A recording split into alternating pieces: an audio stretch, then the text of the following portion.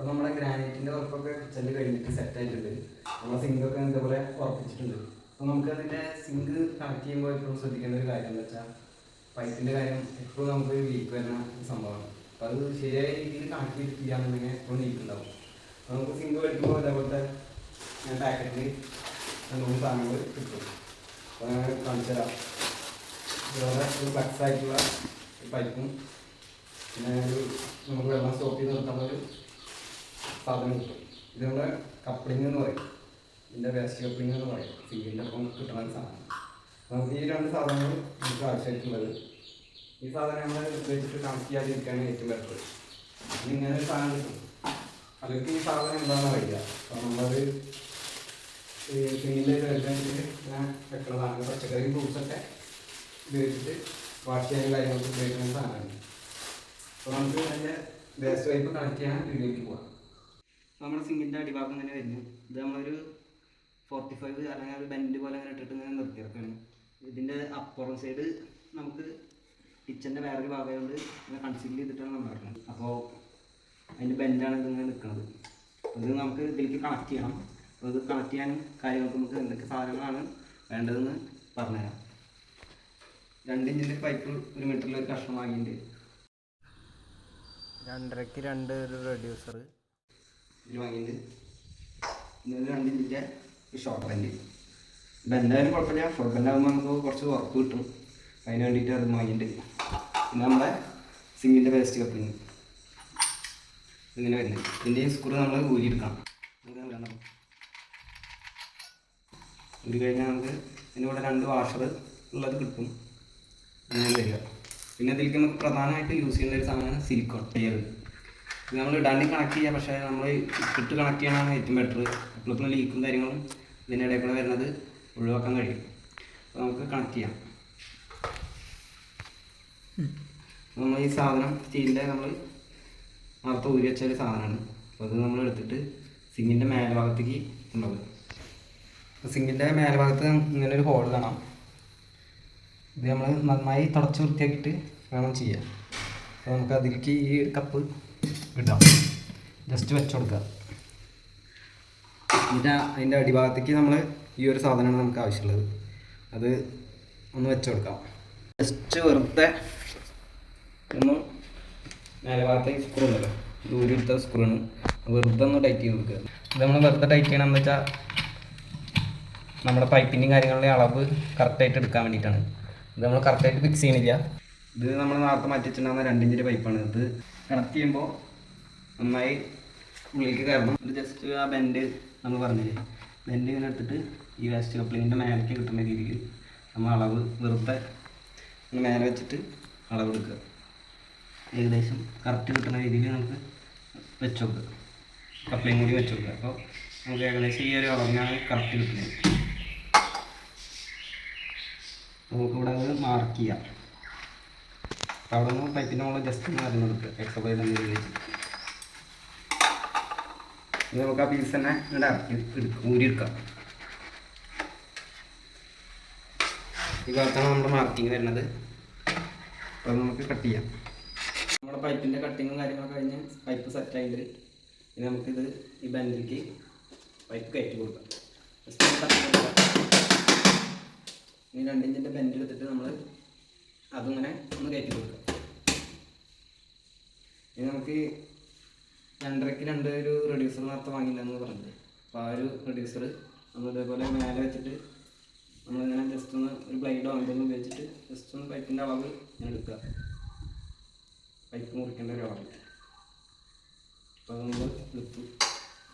ഇനി പൈപ്പിൻ്റെ നോക്കി ഇങ്ങനെ പിടിച്ചിട്ട് എവിടെ വരുന്നത് നോക്കിയിട്ട് ഒന്ന് മാർക്ക് ചെയ്ത് കൊടുക്കുക. ഇനി നമുക്ക് ഈ ഒരു കഷ്ണം കൂടി മുറിച്ചെടുക്കേണ്ടത്. ഇനി നമ്മളിത് റെഡ്യൂസർ ഉപയോഗിക്കാണ്ടാണ് ചെയ്യണമെന്നുണ്ടെങ്കിൽ നമ്മൾ ഡയറക്റ്റ് ഇങ്ങനെ പൈപ്പിൻ്റെ അളവ് ഇതിൻ്റെ മുകളിൽ മുട്ടിക്കുന്ന രീതിയിൽ എടുത്താലും മതി. റെഡ്യൂസറിൻ്റെ ആവശ്യമില്ല. റെഡ്യൂസർ ഒരു ഭംഗിയും വൃത്തിക്കും വേണ്ടി മേടിച്ചു എന്നുള്ളൂ. നമ്മൾ ആ പീസ് കട്ട് ചെയ്യണം.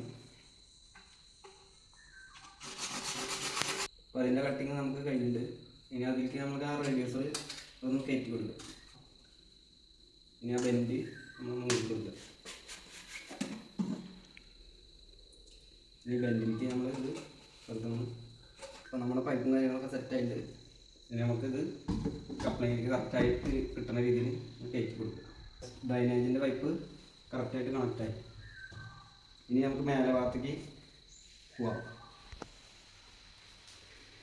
ഇപ്പോൾ ഇവിടെ നമ്മൾ നേരത്തെ സെറ്റ് ചെയ്ത് വെച്ചിട്ടുണ്ടാകുന്ന സാധനമാണ് ഈ നെട്ട് വീണ്ടും വലിച്ചെടുക്കുക.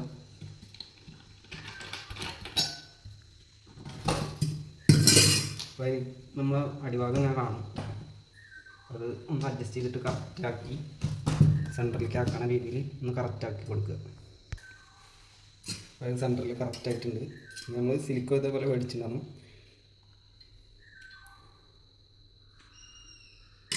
സിലിക്കോൺ ക്ലിയറാണ്. ഇത് നമുക്ക് ഈ ഒരു വാഷറാണ് ഇതിൻ്റെ അടിയിലിട്ടിട്ട് കണക്ട് ചെയ്യേണ്ടത്. ഇത് നമ്മൾ സിലിക്കോൺ യൂസ് ചെയ്യുന്നതുകൊണ്ട് ഇത് നമുക്ക് ആവശ്യമില്ല. സിലിക്കോൺ ഇങ്ങനെ ഇതിലിങ്ങനെ അടിഭാഗത്ത് അപ്ലൈ ചെയ്ത് കൊടുക്കുക. ഇത് നമുക്ക് പഴയ മോഡൽ സിങ്കിലൊക്കെ ഇപ്പോൾ ലീക്ക് അനുഭവിക്കണ സിങ്കിലൊക്കെ യൂസ് ചെയ്യാവുന്നതാണ് ഈ ഒരു ടിപ്സ്. സിലിക്കോൺ ആഡ് ചെയ്ത് കഴിഞ്ഞാൽ നമുക്ക് ആ ലീക്ക് നിൽക്കണതാണ്.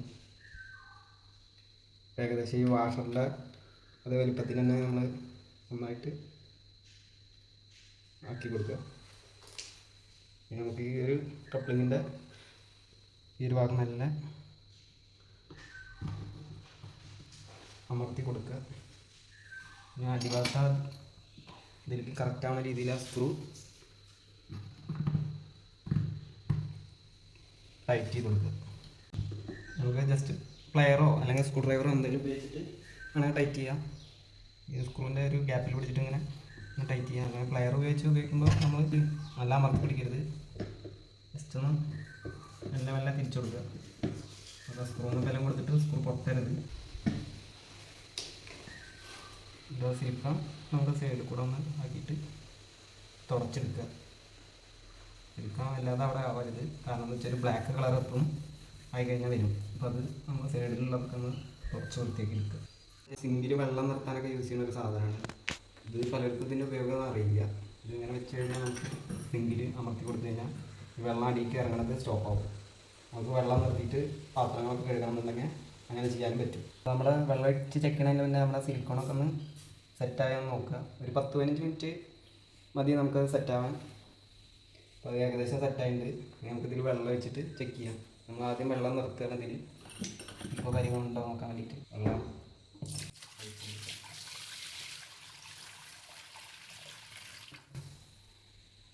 വലിയ വെള്ളം നിറഞ്ഞിട്ടുണ്ട്.